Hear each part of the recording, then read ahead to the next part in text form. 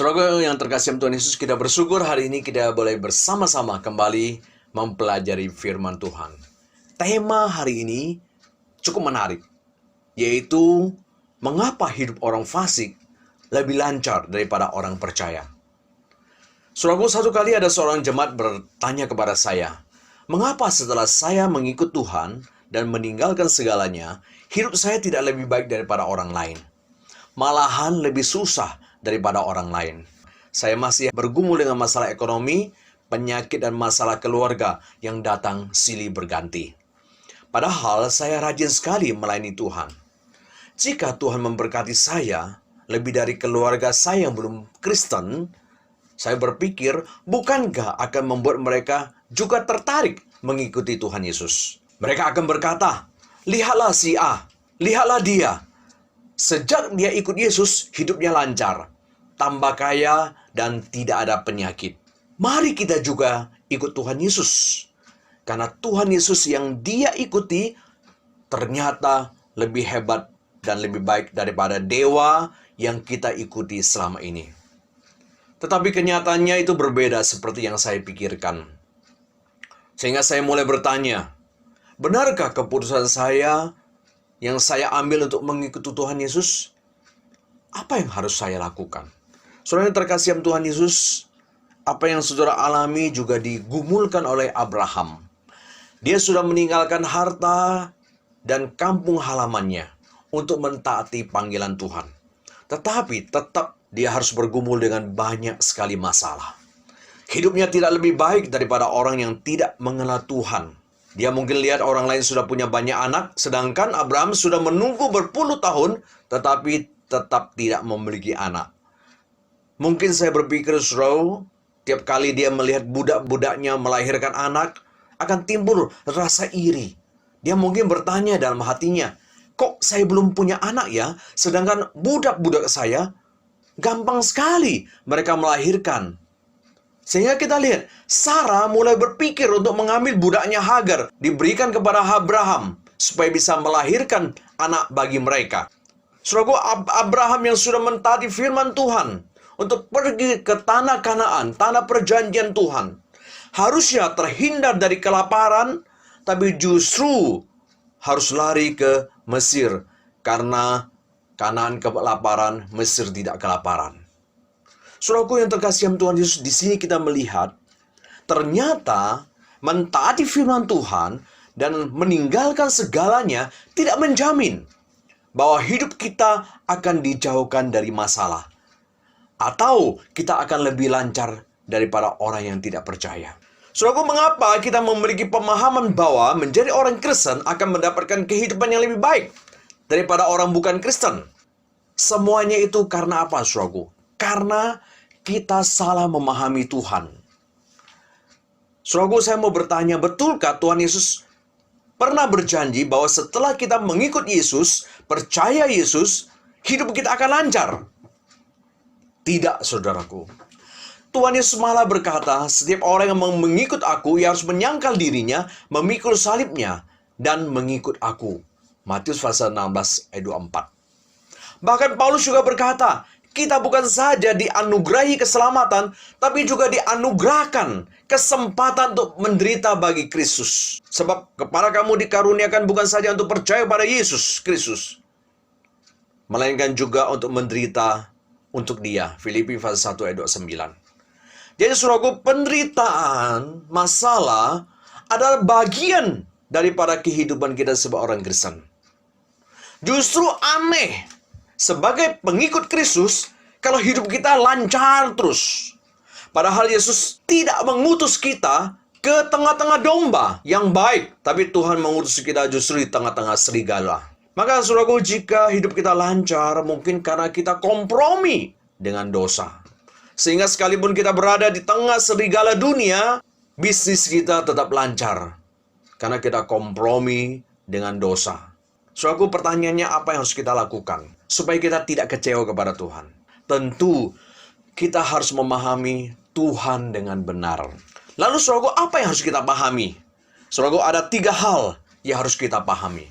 Pertama, jika kita merasa hidup kita lebih susah daripada orang lain, kita harus memahami bahwa jika saat ini kita mengalami kesulitan karena kita berada di dalam kebenaran, menjalankan kebenaran, berarti kita sedang bersekutu di dalam penderitaan Kristus. Saudaraku, coba kita tanyakan. Hidup kita saat ini bermasalah, bisnis kita, keluarga kita bermasalah, karena apa? Saudaraku, jika bisnis kita tidak lancar karena kita tidak mau kompromi dengan dosa, berarti kita sedang mentaati Kristus. Berarti, saudaraku, ada yang bisa lancar bisnisnya. Karena memang dia kompromi dengan dosa. Berarti, saudaraku, kekayaan yang dimiliki oleh orang belum tentu itu diperkenankan Tuhan. Karena dia hidup berkompromi dengan dosa. Sehingga ada kesusahan yang kita alami karena kita memang hidup dalam kebenaran. Kita menolak korupsi, kita menolak markup uang perusahaan, kita menolak suap. Tentu hidup kita sulit, saudaraku, di dalam dunia ini. Sedangkan, saudaraku, orang yang mau menyuap, menerima suap, pasti bisnisnya lancar. Yang mau kompromi dengan dosa, pasti hidupnya enak. Sedangkan yang tidak mau kompromi dengan dosa, pasti hidupnya susah, saudaraku. Jadi, tidak selalu susah atau miskin karena sedang dihukum Tuhan. Bisa saja justru dia sedang hidup di dalam kebenaran sesuai firman Tuhan, sehingga hidupnya susah. Jadi tidak selalu orang kaya pasti karena diberkati Tuhan. Bisa saja karena dia hidup berkompromi dengan dosa. Jadi, saudaraku, jika kita hidup, kita sulit saat ini, karena kita hidup sesuai kebenaran firman Tuhan, berarti kita sedang bersekutu di dalam penderitaan Kristus. Itulah yang dirindukan oleh Paulus. Di mana dia berkata, yang ku kehendaki ialah mengenal dia dan kuasa kebangkitannya dan persekutuan dalam penderitaannya. Di mana aku menjadi serupa dengan dia dalam kematiannya. Filipi pasal 3 ayat 10. Ya, saudaraku, untuk kita yang sedang menderita kesulitan karena kita mau jujur berbisnis sesuai firman Tuhan, Tuhan Yesus menghibur kita dan berkata agar kita tetap berbahagia. Berbahagialah kamu jika karena aku kamu dicela dan dianiaya dan kepadamu difitnahkan sekalian jahat. Matius pasal 5 ayat 11. Kristus juga menderita karena dia hidup benar. Sedangkan orang Farisi dan ahli Taurat mereka lancar sekali. Kenapa? Karena mereka berkompromi dengan dosa.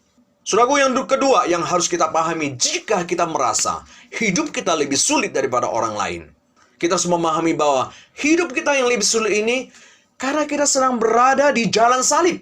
Sedangkan mereka yang lancar karena sedang berjalan di jalan yang licin. Saudaraku, pemazmur pernah cemburu dan komplain pada Tuhan saat melihat orang fasik itu hidupnya kok mujur, lancar dari dia. Maka dia katakan, Mazmur 73 ayat 3-5. Sebab aku cemburu kepada pembual-pembual, kalau aku melihat kemujuran orang-orang fasik. Sebab kesakitan tidak ada pada mereka, sehat dan gemuk tubuh mereka. Mereka tidak mengalami kesusahan manusia, dan mereka tidak kena tulah seperti orang lain. Saudaraku, kita lihat, pemazmur juga lihat bahwa ternyata orang yang tidak percaya, mereka hidupnya lebih lancar, nggak dapat kesusahan, nggak sakit-sakitan seperti kita orang percaya. Dan tidak kena tulah malahan. Oleh karena itu, saudaraku, pemazmur, karena dia melihat orang fasik itu lebih mujur, lebih sehat, lebih lancar, maka pemazmur mulai merasa sia-sia. Sudah ikut Tuhan, sudah hidup sesuai firman Tuhan. Mazmur 73 ayat 13-14. Maka dia berkata, sia-sia sama sekali aku mempertahankan hati yang bersih dan membasuh tanganku, tanda tak bersalah. Namun sepanjang hari aku kena tulah dan kena hukum setiap pagi.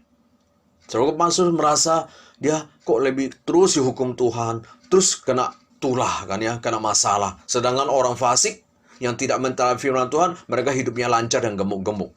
Nah, saudaraku, bagaimana pemazmur mengatasi rasa cemburu ini sehingga dia tidak kecewa kepada Tuhan? Saudaraku, pemazmur akhirnya harus belajar memahami sesuatu dari sudut pandang Tuhan, bukan menilai apa yang dilihat saat ini. Maka apa yang ditemukan, saudaraku? Apa yang dilakukan? Dikatakan di dalam Mazmur pasal 73 ayat 17.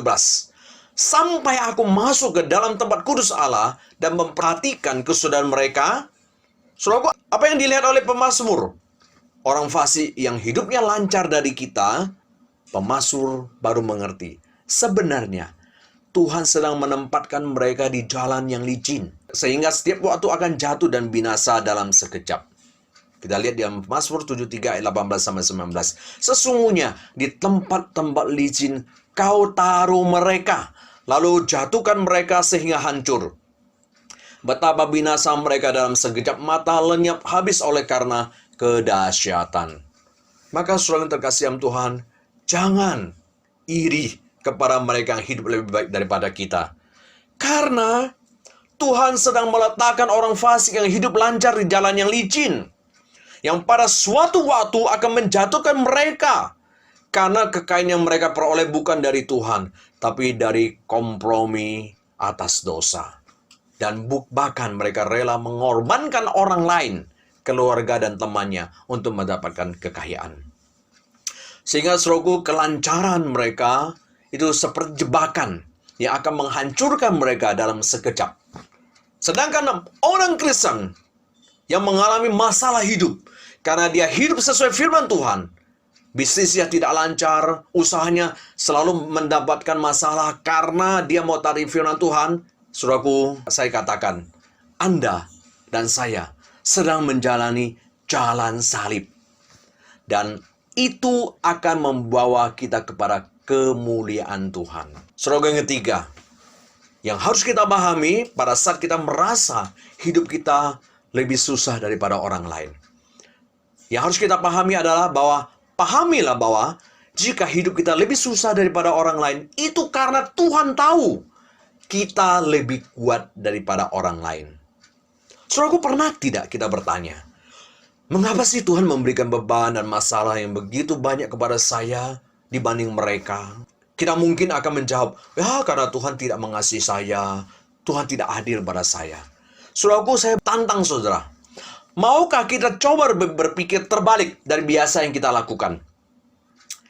Bisakah kita mencoba berkata bahwa Allah mengizinkan banyak beban dan masalah kepada kita itu lebih daripada yang lain karena Tuhan tahu bahwa kita lebih kuat daripada mereka?